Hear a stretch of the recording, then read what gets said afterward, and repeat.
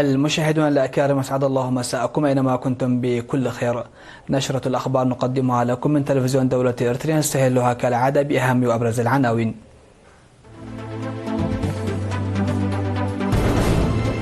مكتب التعليم في الإقليم الأوسط يكرم معلمين نموذجيين بمناسبة اليوم العالمي للمعلم. شرطة المرور بالإقليم الأوسط تودع غرامات مالية بلغت قيمتها 10 ملايين نقفة. مكتب وزارة العمل والرعاية الاجتماعية في تسني وشامبيقو يقدمان دعما للطلاب المحتاجين.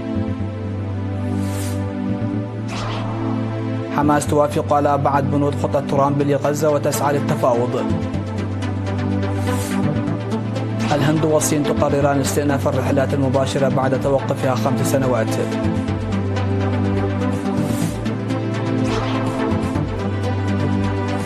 وتركيا وأمريكا في مأزق جديد بسبب توقف خدمات التأشيرات. أهلا بكم إلى التفاصيل.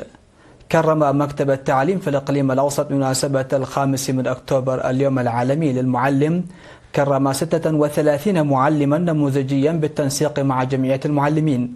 وقد كرم في المناسبة التي جرت في قاعة الإكسبو معلمون مميزون من التمهيد وحتى المرحلة الثانوية خدموا في مهنة التعليم لأكثر من 8 سنوات. وأوضح رئيس جمعية المعلمين في الإقليم الأوسط الأستاذ دانيال منجستاب أن تشجيع المعلمين المتميزين يساهم في الجهود المبذولة لتحسين العملية التعليمية. وهنأ مسؤول مكتب التعليم في الإقليم الأوسط الأستاذ بلاي هبتجابر المعلمين المكرمين، وقال إن يوم المعلم العالمي ليس مجرد يوم للذكرى، بل هو يوم لإيقاظ المسؤولية المهنية وتجديد التزامنا. وتسلم المكرمون الميداليات والشهادات من ضيوف الشرف، هذا وقد حفلت المناسبة بعروض فنية وثقافية مميزة تليق بالمناسبة. يحتفى هذا العام باليوم العالمي للمعلم تحت شعار تمكين المعلمين يضمن تقدما مستداما من خلال تعزيز قدرتهم على المثابرة. وذكرت جمعية المعلمين في بيان بالمناسبة بأن هذا اليوم يحمل العاملين في مجال التعليم بطريقة مباشرة أو غير مباشرة لتقييم الماضي من أجل الوصول إلى مستقبل أفضل.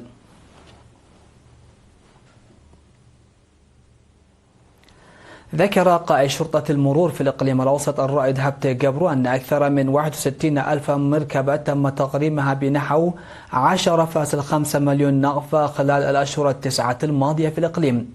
ومن بين هذه المركبات 37,098 سيارة و15,068 دراجة هوائية و402 دراجة نارية و24 عربة حصانية.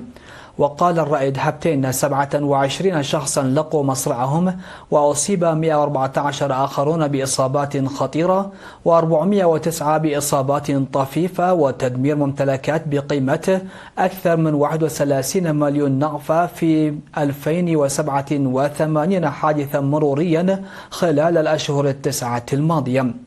وأوضح بأن الأسباب الأكثر شيوعا للحوادث هي القيادة تحت تأثير الكحول والقيادة بدون رخصة قيادية وعدم إعطاء الأولوية للمشاة، وكذلك عدم الحفاظ على المسار والمسافة. وأشار إلى معاقبة 202 سيارة ملكية بأكثر من مليون نقفة، وذلك بتعاون شرطة المرور وهيئة النقل البري لعملها في أنشطة غير مسموحة.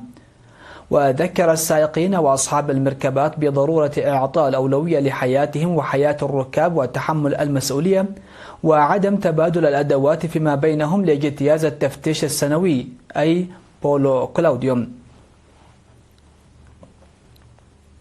قدم مكتب وزارة العمل والرعاية الاجتماعية في مديريتي تسني وشامبيقو دعما أكاديميا تمثل في اللوازم الدراسية للطلاب المحتاجين.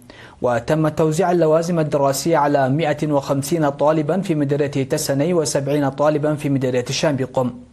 وذكر مسؤول مكاتب العمل والرعاية الاجتماعية أن الهدف من الدعم هو منع الطلاب من التسرب من الدراسة بسبب المشاكل الاجتماعية والاقتصادية، داعين أولياء الأمور للمتابعة والتشجيع. استوردت وزارة التعليم اللوازم الدراسية من المرحلة التمهيدية وحتى التعليم العالي للعام الدراسي 2025-2026 بقيمة بلغت أكثر من 3 ملايين نقفة، ووزعتها على كافة المديريات في شهر أغسطس الماضي.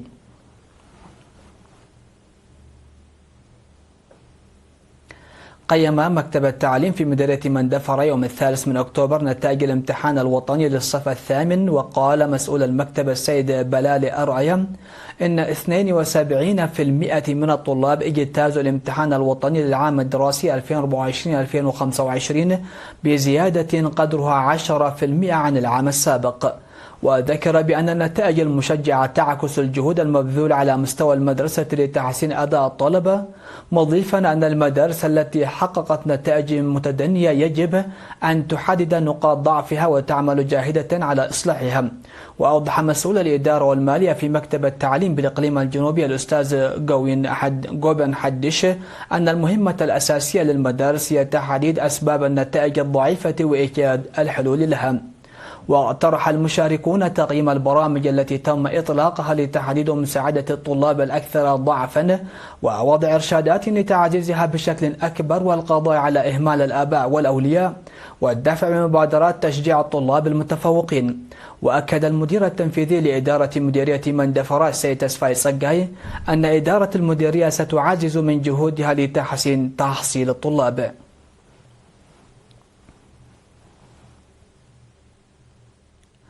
عقد سيمينارات في مديريتي تسناي وعد غيح لأرباب وعمال المرافق الخدمية بمناسبة اليوم العالمي للسياحة، تركزت حول النظافة والجودة والسلامة. وأوضح مسؤول فرع الدراسات ومتابعة الموارد في قسم السياحة في إقليم القاشبركة السيد سمرت قبر مدهن في السيمينار المنعقد في 3 أكتوبر في تسناي أن جذب الزبائن وتحقيق الدخل مربح لا يتحقق دون إدارة وخدمة جيدة. وأكد المشاركون أنهم سيبذلون جهودا حثيثة لضمان جودة الخدمات وفعالياتها، وحثوا على استمرار تنظيم مثل هذه المحاضرات. وفي سيمينار مماثل عقد في عد غيح، دعا مسؤول مكتب السياحة السيد تسفاي قرماي دعا الملاك والموظفين على إيلاء اهتمام كبير لتنمية السياحة لأنها مرتبطة بكفاءة الخدمات المقدمة. وحث قائد شرطة مديرية عد غيح النقيب كيدان فتوي المرافق الخدمية حثهم لتنفيذ التعليمات الصادرة لها، لأن عواقب عدم الامتثال للقانون له عواقب خطيرة.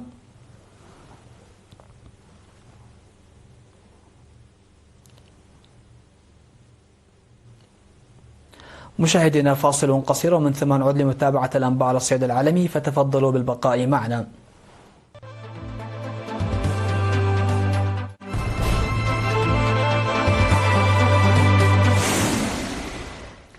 أهلا بكم على الصعيد العالمي. أعلنت حركة حماس أنها سلمت إلى الوسطاء أي مصر وقطر ردها على خطة الرئيس الأمريكي دونالد ترامب لإنهاء الحرب في قطاع غزة. وفي بيان أصدرته أعلنت الحركة قبولها بعض عناصر خطة الرئيس الأمريكي للسلام، لكنها رأت أن البعض الآخر يتطلب مزيدا من التفاوض. وأشارت حماس في بيانها إلى أنها أجرت مشاورات معمقة في مؤسساتها القيادية ومشاورات واسعة مع القوى والفصائل الفلسطينية ومع الوسطاء والأصدقاء للتوصل لموقف مسؤول في التعامل مع خطة ترامب. وأعلنت الحركة موافقتها على الإفراج عن جميع الأسرى الإسرائيليين أحياء وجثامين وفق صيغة التبادل الواردة في مقترح الرئيس ترامب، ومع توفير الظروف الميدانية لعملية التبادل. كما أعلنت حماس موافقتها على تسليم إدارة قطاع غزة لهيئة فلسطينية من المستقلين تكنوقراط بناء على التوافق الوطني الفلسطيني واستنادا للدعم العربي والإسلامي.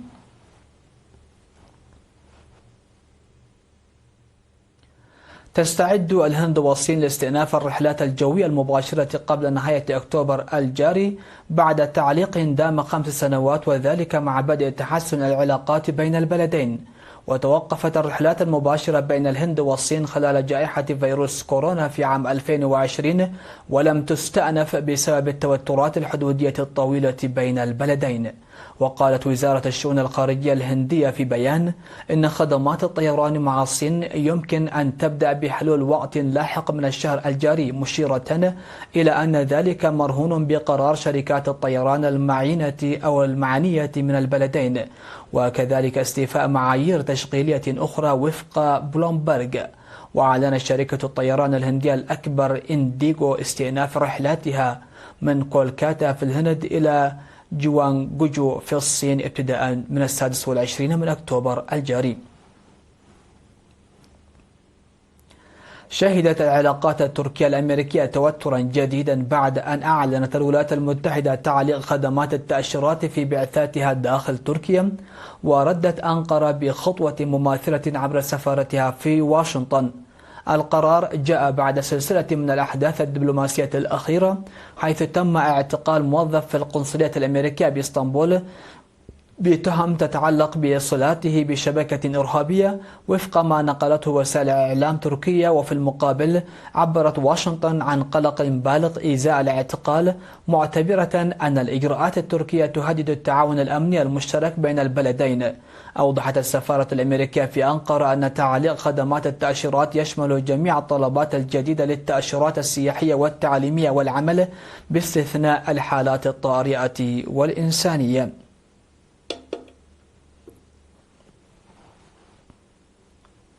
مشاهدينا الأكارم، نختتم نشرة هذه الفترة بالتذكير بأهم وأبرز العناوين.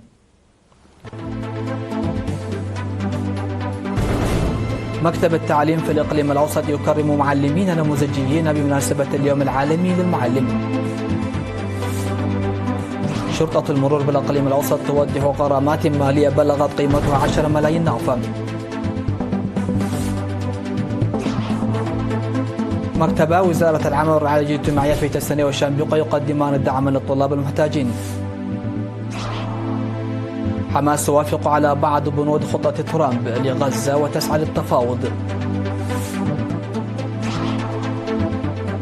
الهند والصين تقرران استئناف الرحلات المباشرة بعد توقفها 5 سنوات. وتركيا وأمريكا في مأزق جديد بسبب توقف خدمات التأشيرات. مشاهدينا الأكارم، هكذا نكون قد وصلنا وياكم إلى نهاية نشرة هذا المساء. هذه تحيات وتحيات الفريق العامل، شكرا لحسن الإسماع والمتابعة، والسلام عليكم ورحمة الله.